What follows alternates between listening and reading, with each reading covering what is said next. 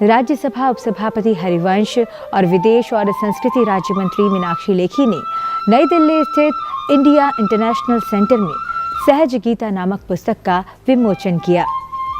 सहज गीता में संपूर्ण मद्भगवद गीता को सरल हिंदी काव्यात्मक शैली में लिखा गया है, जिसके रचनाकार IIT कानपुर और IIM बैंगलोर के पूर्व छात्र अविनाश कुमार हैं।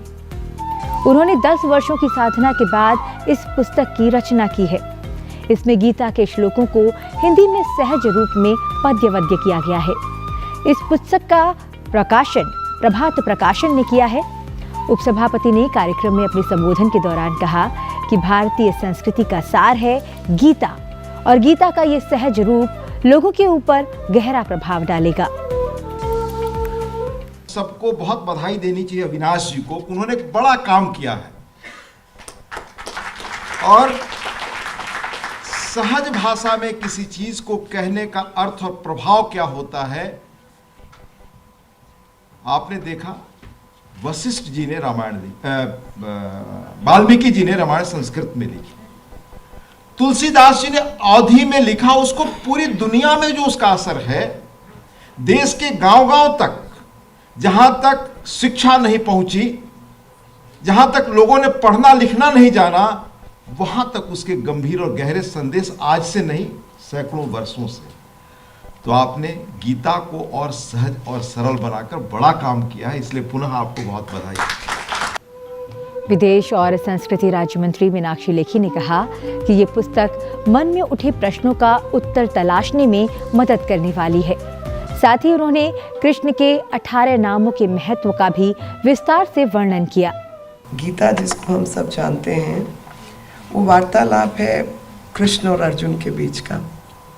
अर्जुन जो रास्ता भटक गए थे, पार्थ और चैरियटर के रूप में, रथ चलाने वाले के रूप में उस आत्मा को पथ प्रदर्शन का काम किया तो कृष्ण ने किया।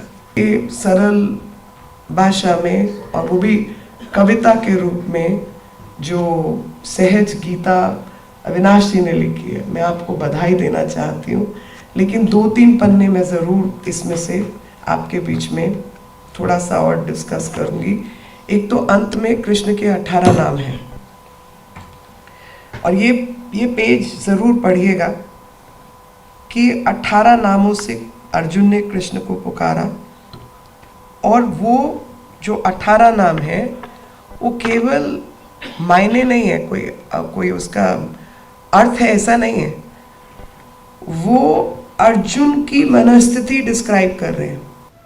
सहज गीता भगवद गीता का हिंदी काव्यात्मक शैली में सरलीकृत अनुवाद और लयबद्ध लिपि होने के अलावा रोजमर्रा के जीवन के उदाहरण प्रस्तुत करती है, जहां आनंदमय और सरल जीवन के लिए गीता के मूल सिद्धांत को अपनाया जा सकता है। कृष्ण ने जो अर्जुन को बोला, हे अर्जुन क्या गीत को मेरे धैर्यपूर्ण सुन पाया, मोह जो पैदा हुआ था तेरा क्या वो नष्ट हो पाया। और अर्जुन बोले, हे अच्युत मैं हूँ मोह रहित अवज्ञानी, मात्र आपकी आज्ञा का मैं हूँ बस अनुगामी। गीता में मेरा सबसे प्रिय श्लोक जो मेरे लिए गीता की आत्मा है वो है, अक्षरम ब्रह्म परमम स्वभावध्याम उच्चते भूत भावोद्भाव करो विसर्ग कर्म संचिते। इतनी ब्यूटीफुल बात बोली गई है कि किसी भी जीव का, चाहे वो पत्थर भी क्यों ना हो, पत्थर की भी एक नेचर होती है इसलिए वो पत्थर है, किसी भी जीव का एक स्वभाव होता है, वो उसका आत्म तो से आप बदल नहीं सकते। पत्थर से आप सिर्फ शीशे फोड़ सकते हो, पत्थर पर सर रख के सो नहीं सकते हो, उस अध्यात्म को आप बदल नहीं सकते, वही उसकी आत्मा है। और जो भी किसी भी जीव किसी भी वस्तु की आत्मा को प्रकट करने के लिए त्याग किया गया है वो उसका कर्म बन जाता है। तो हम अपने आत्म में झांके कि मेरा धर्म क्या है, मैं क्या हूँ। मैं पैदाइशी कंसल्टेंट हूँ, यहाँ सब बैठे से बोलते बहुत ज्ञान बांटता है, कुछ बहुत तो लेक्चर शुरू कर देता है। अब पैदाइशी कंसल्टेंट हूँ तो कम से कम यहाँ काम तो आया। जो इतनी चीज़, इतने कॉम्प्लेक्स एल्गोरिथम्स को अगर मैंने एब्स्ट्रैक्ट करके और सॉल्व कर दिया तो गीता भी तो एक एल्गोरिथम है।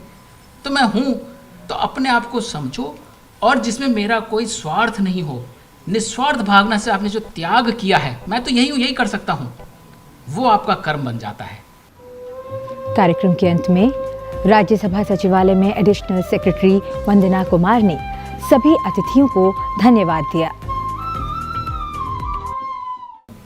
मेरा ये परम सौभाग्य है कि मैं आज यहाँ खड़ी हूँ, इस पल की साक्षी हूँ कि अविनाश का 1 दशक का ये तप जो है वो पूर्ण हुआ है, आपके समक्ष प्रस्तुत है। बहुत ही सुंदर पल है। इसमें न केवल तपस्या है, ये डेफिनेटली इनका प्रारब्ध था कि ये कर पाए।